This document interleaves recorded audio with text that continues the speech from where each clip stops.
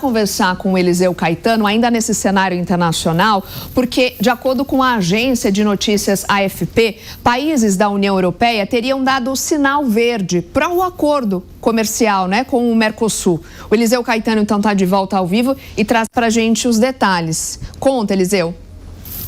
Oi, Soraya. Muito bom dia novamente para você, para o Nonato, para o Gani e para todos que acompanham a programação da Jovem Pan. A gente volta a falar ao vivo, direto dos Estados Unidos. Olha, antes de ir para essa notícia, só colocando aqui um temperinho nessa tua conversa com o Alan Gani sobre Venezuela. Daqui a pouquinho, a partir das 2h30 da tarde, pelo horário local da costa leste americana, pelo horário aqui de Washington, D.C., o presidente dos Estados Unidos vai se reunir com executivos de empresas de petróleo daqui dos Estados Unidos, lá na Casa Branca. Portanto, a partir das 4h30 da tarde, pelo horário de Brasília, Donald Trump vai estar tentando convencer esses executivos a investir na Venezuela e a comprar também produtos de lá, Teremos novidades com relação a isso. Agora, também temos novidades com relação a essa questão envolvendo a União Europeia e o Mercosul, viu? Os países da União Europeia deram nessa semana um passo decisivo, mais um, para aprovar aí o acordo comercial com o bloco sul-americano formado por Argentina, Brasil, Paraguai e Uruguai.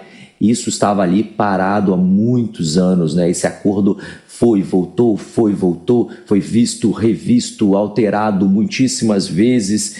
Essas negociações começaram lá atrás, na década de 1990, se arrastaram, portanto, por cerca de 25 anos e agora, aparentemente, avançaram. As negociações foram retomadas e ganharam força aí nos últimos meses e o acordo agora pode finalmente ser aprovado por uma maioria qualificada do Conselho da União Europeia, e isso de acordo com informações de diplomatas europeus que já estão falando sobre o assunto na mídia internacional. De acordo com representantes da Comissão Europeia, o texto do acordo já foi inclusive negociado e também consolidado, ou seja, abrindo caminho para um possível voto dos Estados-membros ainda nesta semana, ainda no decorrer dessa sexta-feira ou mais tardar segunda-feira, viu? Caso seja realmente aprovado pelos países da União Europeia, a presidente da comissão, a Ursula von der Leyen, poderá assinar o tratado com os representantes do Mercosul.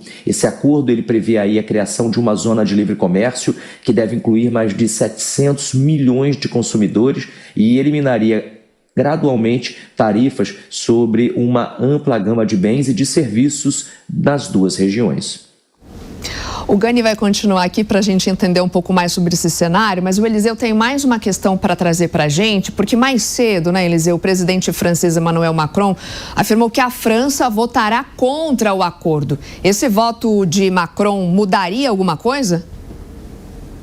Olha, há uma grande expectativa de que esse anúncio oficial seja feito já nas próximas horas pela França. Nos últimos dias, nós acompanhamos aqui no jornalismo da Jovem Pan uma série de manifestações por parte dos agricultores franceses pedindo pela não inclusão da França, pela não assinatura desse acordo por parte de Emmanuel Macron, presidente do país, que afirmou agora que deve votar contra o acordo no Conselho Europeu, citando aí a oposição política interna de seu país e também preocupação com setores específicos, sobretudo, como eu disse, com a agricultura. Macron disse que vai continuar a lutar pela implementação plena dos compromissos que garantam a proteção aos agricultores europeus. Além da França, Simon Harris também declarou que a Irlanda deve votar contra o acordo, motivada por preocupações sobre o impacto do texto nas condições de produção e também nos mercados internos de seu país. Essas posições, Soraya, Gani, Nonato e você que acompanha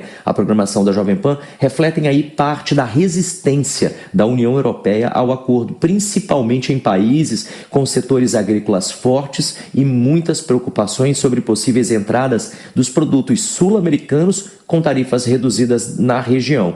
Em resposta, a Comissão Europeia e apoiadores do pacto introduziram mecanismos de salvaguarda e também de medidas financeiras direcionadas aos agricultores, além de um pacote aí de apoio de cerca de 45 bilhões de euros para mitigar ou tentar mitigar os impactos potenciais. A votação lá no Conselho da União Europeia, que decidirá a aprovação por maioria qualificada, ou seja, pelo menos 15 dos 27 países votando a favor, representando aí, portanto, 65% da população da União Europeia, é considerada neste momento um ponto crucial.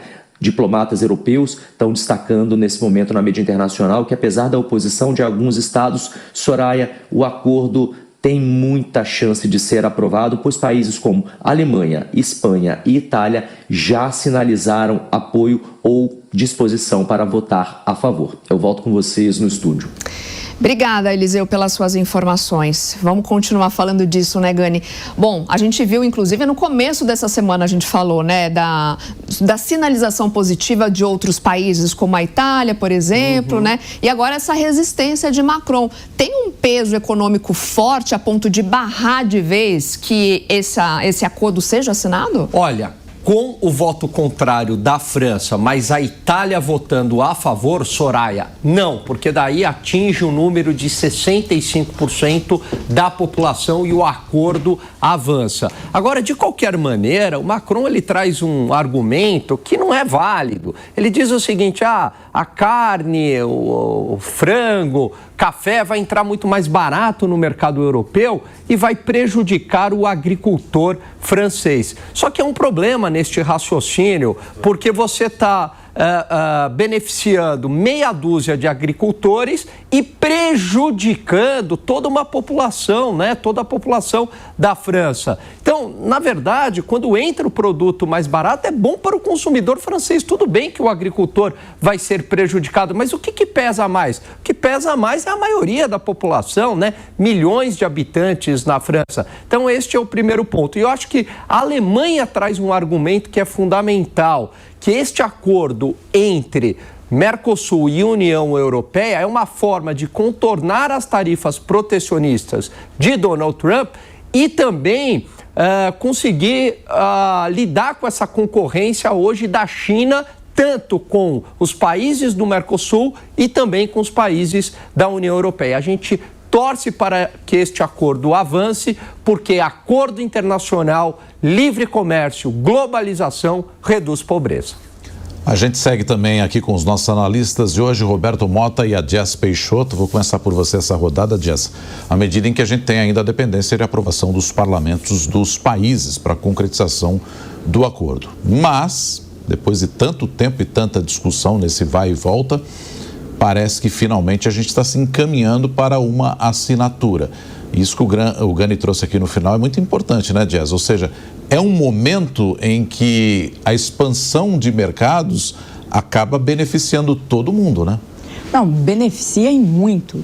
E o corretíssimo aqui na análise, o olhar de que, mas veja bem, o produto entra mais barato.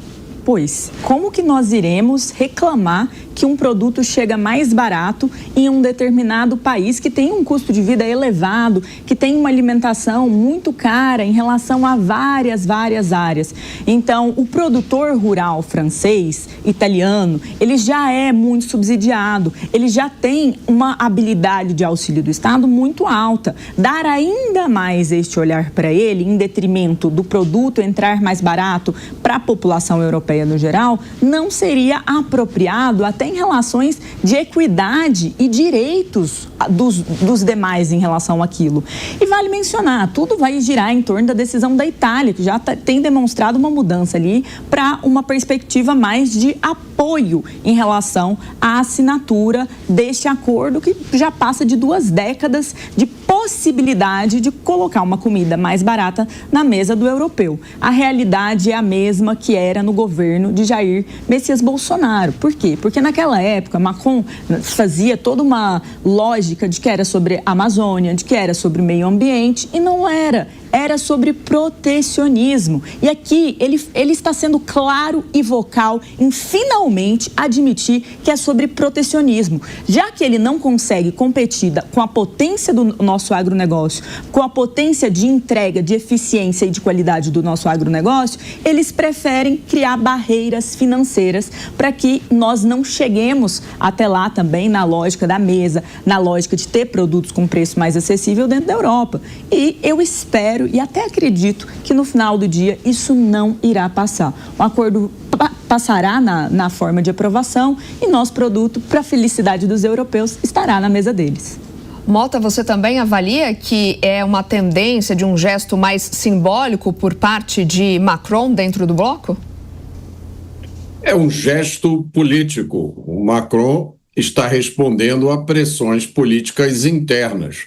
E é isso que sempre acontece. Nenhum chefe de Estado toma decisões em relação a tratados sem receber pressões de lobbies. E cada um responde da sua forma. A verdade é que isso tem sido sempre um fator afetando o nosso agronegócio. Na teoria do livre comércio, cada país deveria produzir aquilo que faz melhor e mais barato e comprar dos outros países todo o resto. Na teoria, porque, na verdade, em cada país existem grupos econômicos que querem defender o seu pedaço. Não importa para eles se o europeu vai pagar comida mais cara. O que importa é que eles querem continuar existindo. Então, essa é uma resposta que Macron dá a essas pressões. Não é à toa que esse tratado já levou tanto tempo sendo discutido.